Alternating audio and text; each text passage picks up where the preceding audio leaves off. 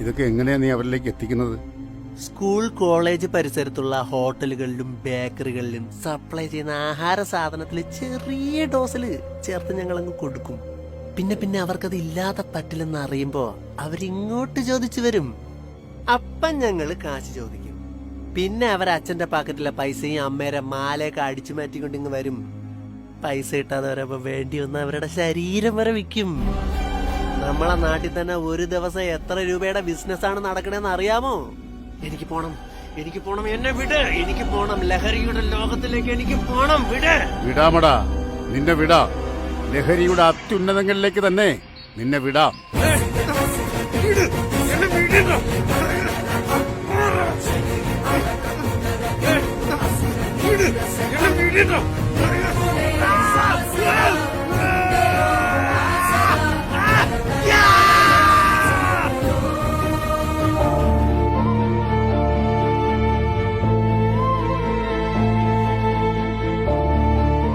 പ്രഭു, ഈ ചെറുപ്പക്കാരൻ നമ്മുടെ ലിസ്റ്റിലില്ലല്ലോ.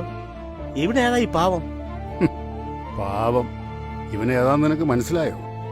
ഒരു നാടിനെ മുഴുവൻ നടുക്കിയ കൂട്ടക്കൊലയുടെ സൂത്രധാരൻ, കൊലയാളി. ഇവനോ? ഇവനാരെയാ കൊന്നത്? ആരെയൊക്കെയാ കൊന്നതെന്ന് ചോദിക്കും. എനിക്കേറെ ഇഷ്ടമുള്ളവരെ. ഇഷ്ടമുള്ളവരെ കൊല്ലേ? എനിക്ക് ബന്ധങ്ങളുടെ കെട്ടുപാടുകളില്ലാതെ സ്വതന്ത്രമായിട്ട് ജീവിക്കണം. എന്നാ നിനക്ക് അങ്ങനെ അങ്ങ് ജീവിച്ചാ പോരെ? ഞാൻ അങ്ങനെ ജീവിച്ചാൽ എന്നെ സ്നേഹിക്കുന്നവർ അവരെന്നെ ഓർത്ത് കരയും. ജീവിതകാലം മുഴുവൻ അവർ സങ്കടപ്പെടും. അവരെ സങ്കടം എനിക്ക് കാണണ്ട. അതുകൊണ്ട് അവരെ ഓരോരുത്തരെയായി ഞാൻ കൊന്നു. എന്തോന്നൊക്കെ ചെറുക്കൻ പറയണത്? പിന്നെ എനിക്കിഷ്ടമില്ലാത്തവരെ, ആവശ്യമില്ലാതെ വഴക്കും ഭീഷണിയും ഉത്തരവാദിത്വവും ഉപദേശവും, അവരെയും ഞാൻ കൊന്നു. ഓരോരുത്തരെയായിട്ട് കൊന്നു. ഓരോ മരണവും എനിക്ക് തരുന്ന സുഖം. സ്നേഹിക്കുന്നവരൊക്കെ എങ്ങനെ കൊല്ലാൻ കഴിയുന്നു? അതിന് മാത്രം നിന്റെ മനസ്സെന്താ? ഒരെണ്ണത്തിനെ കൊല്ലാനേ പാടുള്ളൂ. പിന്നെ അതൊരു രസ. എന്റെ അനിയനെ ഞാൻ കൊന്നത് എങ്ങനെയാണെന്നറിയാവോ? അവന് ബിരിയാണി വാങ്ങിച്ചു കൊടുത്തു.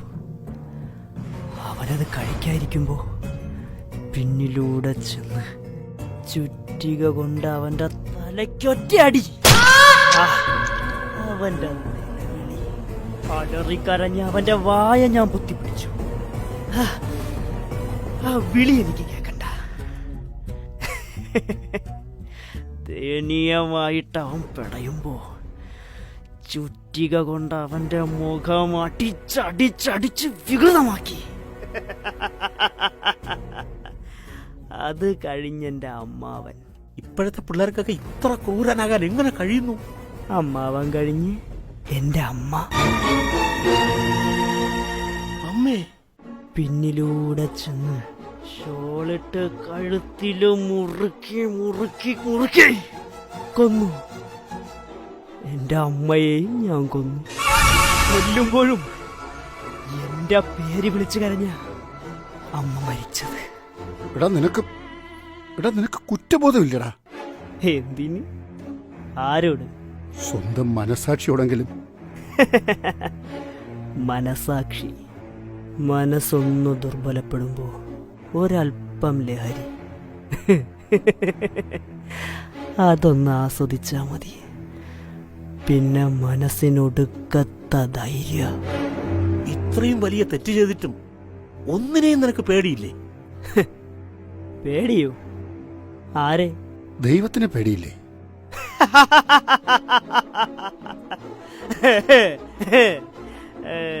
ദൈവോ? അങ്ങനെ ഒന്നുണ്ടെന്നേ ഞാൻ വിശ്വസിക്കുന്നു. പിന്നെ ആരെ പേടിക്ക? നിയമത്തിന് നിനക്ക് പേടിയില്ലേ? എന്ത് നിയമം?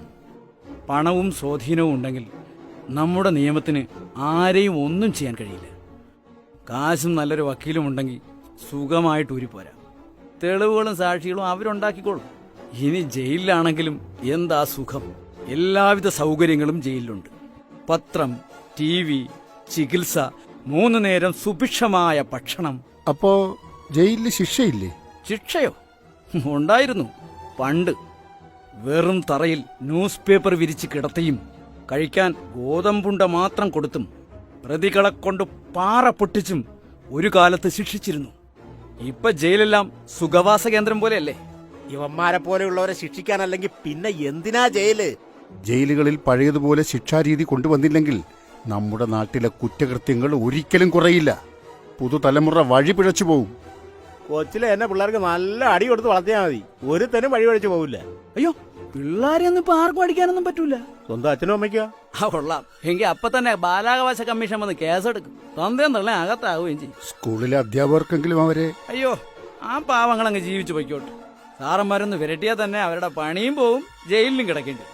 മാത്രമല്ല, സാറ് കമ്പെടുത്താലൊക്കെ പേടിക്കുന്ന പിള്ളേർ നമ്മുടെ കാലത്ത്. ഇപ്പോഴത്തെ പിള്ളേർ കത്തിയും കടാരയും വടിവാളും ഒക്കെ ആയിട്ടാണ് സ്കൂളിൽ വരണത്. നമ്മുടെ പുതിയ തലമുറയെ നാശത്തിലേക്ക് നയിക്കുന്നതിൽ മുഖ്യ പങ്ക് അനാവശ്യമായ ഈ നിയമങ്ങൾക്കും അവരെ സംരക്ഷിക്കുന്ന സംവിധാനങ്ങൾക്കുമാണ്. ഇത്രയും പേരെ കൊന്നിട്ട് ഈ ചെറുക്കന് വല്ല കൂസലും ഉണ്ടാന്ന് നോക്കിയാണ്. അയാള് പറഞ്ഞത് കേട്ടില്ലേ? ഒരു നിയമത്തിനും എന്നെ ഒന്നും ചെയ്യാൻ കഴിയും. പ്രായപൂർത്തിയായില്ല എന്ന കാരണം കൊണ്ട് തന്നെ എനിക്ക് ശിക്ഷയിൽ ഇളവ് കിട്ടും. പോരാത്തതിന് നല്ല ഒരു വക്കീലിനെ വച്ച മാനസിക രോഗി എന്ന പേര് പറഞ്ഞു അവിടെ ഒന്നും എനിക്ക് ഊരി പോരാ. എന്നെ ആർക്കും ഒന്നും ചെയ്യാൻ പറ്റത്തില്ല.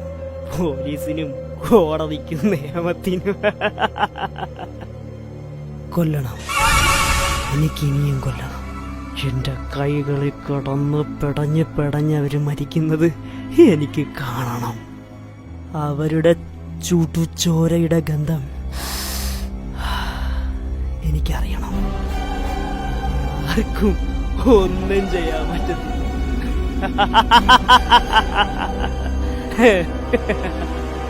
പക്ഷേ എനിക്ക് ചെയ്യാൻ പറ്റും.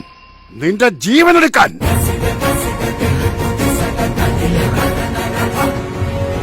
എനിക്ക് മരിക്കണ്ട. നിന്നെപ്പോലെയുള്ള ക്രിമിനലുകൾ ഭൂമിക്ക് മുകളിൽ ജീവിച്ചിരിക്കാൻ പാടില്ല. മരിക്കണ്ട, എനിക്ക് മരിക്കണ്ട.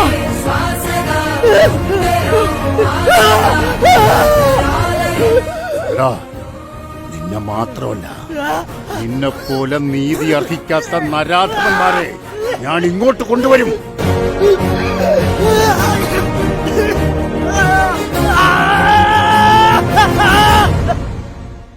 ചേട്ടാ,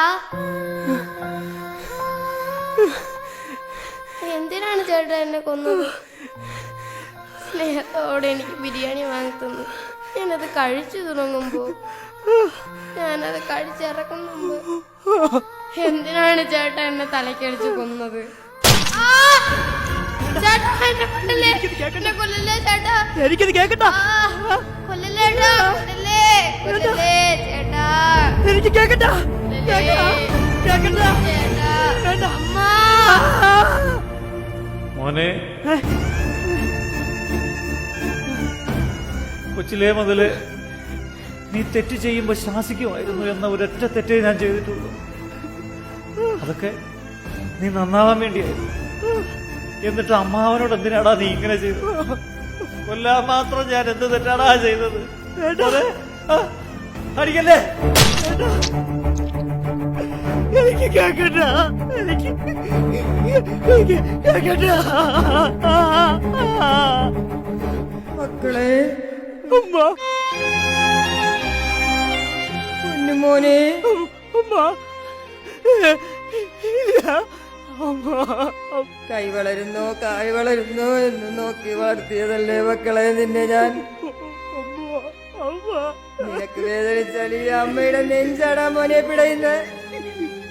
കുഞ്ഞുനാളിൽ നീ ഓരോ തെറ്റ് ചെയ്യുമ്പോഴും ഈ അമ്മ നിന്നെ തല്ലിയിട്ടില്ല. സ്നേഹത്തോടെ സമാധാനിപ്പിച്ചിട്ടല്ലേ ഉള്ളൂ. എന്റെ കുഞ്ഞ് കരയുന്നത്, സങ്കടപ്പെടുന്നത് ഈ അമ്മയ്ക്ക് സഹിക്കാനാവില്ല. എന്നിട്ട് ഈ അമ്മയെ ശ്വാസം മുട്ടിച്ച് കൊല്ലാൻ നിനക്ക് എങ്ങനെ കഴിഞ്ഞു മോനെ?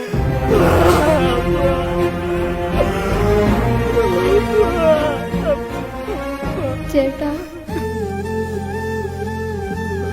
എന്നെ ഇഷ്ടമാണെന്ന് പറഞ്ഞ് പുറകെ നടന്നപ്പോ, എന്നെ സ്നേഹം കൊണ്ട് വീർപ്പ് മുട്ടിക്കുമെന്ന് പറഞ്ഞപ്പോ ഞാൻ ഒത്തിരി കൊതിച്ചു പോയി. ഭാവിയിൽ ഒരുമിച്ച് സന്തോഷത്തോടെ ജീവിക്കാൻ ഞാൻ എന്തെല്ലാം സ്വപ്നങ്ങൾ നെയ്തിരുന്നെന്നറിയാവോ? ഒരു തെറ്റും ചെയ്യാത്ത എന്നെ എന്നെ എങ്ങനെ കൊല്ലാൻ കഴിഞ്ഞു ചേട്ടാ?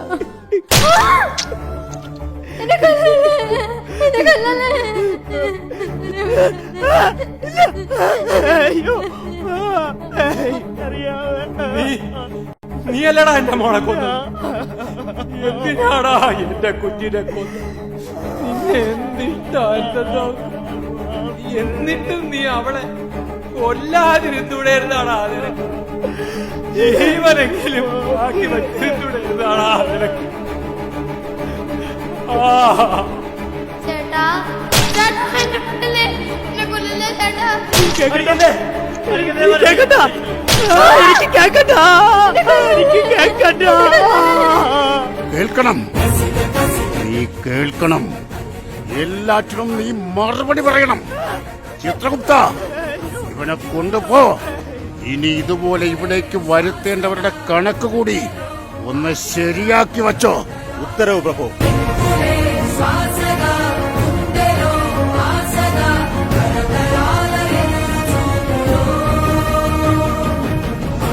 പ്രഭു, നമ്മുടെ പോലീസിനും നിയമത്തിനും കോടതിക്കുമൊക്കെ ചെയ്യാൻ കഴിയുന്നതിനൊരു പരിമിതിയുണ്ട്. ഇനി ഈ തലമുറയുടെ ഭാവിയെല്ലാം ദൈവത്തിന്റെ കയ്യിലാണ്. എന്ത് ദൈവത്തിന്റെ കയ്യിൽ? തലമുറയുടെ ഭാവിയൊന്നും ദൈവത്തിന്റെ കയ്യിലല്ല, നിങ്ങൾ മനുഷ്യരുടെ കയ്യിലാണ്. മനസ്സിലായില്ല? കൺമുമ്പിൽ നടക്കുന്ന അതിക്രമങ്ങളെ, നമ്മുടെ കുട്ടികളുടെ മയക്കുമരുന്ന് ഉപയോഗത്തെ പോലീസും എക്സൈസും നിയമവും കൈകാര്യം ചെയ്യട്ടെ എന്ന് കരുതി മാറി നിൽക്കാതെ നിങ്ങൾ നാട്ടുകാർ ഒരുമിച്ച് നിന്ന് കണ്ടെത്തി എതിർത്താൽ തീരാവുന്ന പ്രശ്നങ്ങളേ ഉള്ളൂ. മയക്കുമരുന്ന് ഉപയോഗിക്കുന്നതും അനാശാസ്യ പ്രവർത്തനങ്ങളിൽ ഏർപ്പെടുന്നതും എന്റെ മകനോ മകളോ അല്ലല്ലോ എന്ന് കരുതി ഒഴിഞ്ഞു മാറാതെ നാളെ ഇത് നമ്മുടെ മക്കളെയും കാർന്നു തിന്നേക്കാമെന്ന ധാരണയോടെ ഒരുമിച്ച് നിന്നാൽ ഒരു പുതിയ തലമുറയെ രക്ഷിക്കാൻ നമുക്ക് കഴിയും. ഒരു നല്ല തലമുറയെ വാർത്തെടുക്കാൻ നമുക്ക് കഴിയും. അതിനുവേണ്ടി നമ്മൾ എല്ലാവരും പരിശ്രമിക്കണം. എല്ലാവരും.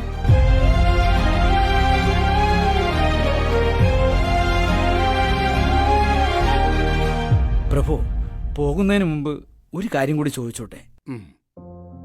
നമ്മുടെ നാട്ടിലെ വലിയൊരു കലാകാരൻ, വലിയൊരു ചിത്രകാരൻ, ചിത്രം വരയേക്കാൾ നാടകത്തെ ജീവന് തുല്യം സ്നേഹിച്ചിരുന്ന ഒരാൾ, ജ്യോതികുമാർ. ഞങ്ങളുടെ സ്വന്തം ജ്യോതി അണ്ണൻ ശാരീരിക അവശതകളെപ്പോലും വകവയ്ക്കാതെ തന്റെ ജീവിതത്തിന്റെ അവസാന നിമിഷം വരെ നാടകമെന്ന കലയ്ക്കായി ഒഴിഞ്ഞുവെച്ച ഞങ്ങളുടെ ജ്യോതി അണ്ണൻ. അദ്ദേഹം ഇപ്പോ മനസ്സിൽ നിറയെ സ്നേഹവും നന്മയും ഉള്ളവരാണ് കലാകാരന്മാർ. അവർക്ക് സ്നേഹിക്കാനേ അറിയൂ. വെറുക്കാനോ മറ്റുള്ളവരെ കുറ്റപ്പെടുത്താനോ ഒന്നും അറിയില്ല. ഈ പറഞ്ഞ കലാകാരൻ ദൈവസന്നിധിയിലുണ്ട്. ഒരു സുന്ദര ജ്യോതിയായി ദൈവസന്നിധിയിൽ ആ കലാകാരൻ അങ്ങനെ ജ്വലിക്കുന്നുണ്ട്. മനസ്സിൽ നീ എപ്പോഴും മധുരമുള്ളോർമ്മയായി ഒരു ദീപജ്യോതിയായി തെളിഞ്ഞു നിൽക്കും. വിരലാൽ നീ ചാലിച്ച ചായത്തിൻ വർണ്ണങ്ങൾ മിഴിവാർന്ന രൂപമായി വിടർന്നു നിൽക്കും. നാടക നടനം മധുനിൻ പ്രണയം, ജീവിതമതിനായി മാറ്റിയ ഹൃദയം. അഭിനിവേശമായ നടനം അതു തുടരുക പുനർജനിയിലും. ചിത്രകാരനായി ജനിച്ച് നാടകമെന്ന കലയെ ജീവനു തുല്യം സ്നേഹിച്ച തോന്നയ്ക്കലിന്റെ സ്വന്തം ജ്യോതിയണ്ണന്റെ ദീപ്തമായ ഓർമ്മകൾക്ക് മുന്നിൽ ഞങ്ങൾ ഈ കലാവിരുന്ന് സവിനയം സമർപ്പിക്കുന്നു. നിങ്ങൾ മെനഞ്ഞൊരാ നാടകങ്ങൾ ഈ നാടിനു നാടകഗന്ധമേകി. നിങ്ങൾ മെനഞ്ഞൊരാ നാടകങ്ങൾ ഈ നാടിനു നാടകഗന്ധമേകി. നിങ്ങളുടെ സർഗവിലാസം ഒഴുകിയ വേദികൾ നാടിനാവേശമാ. നിങ്ങളുടെ സർഗവിലാസം ഒഴുകിയ വേദികൾ നാടിനാവേശമായി. വേദികൾ നാടിനാവേശമായി.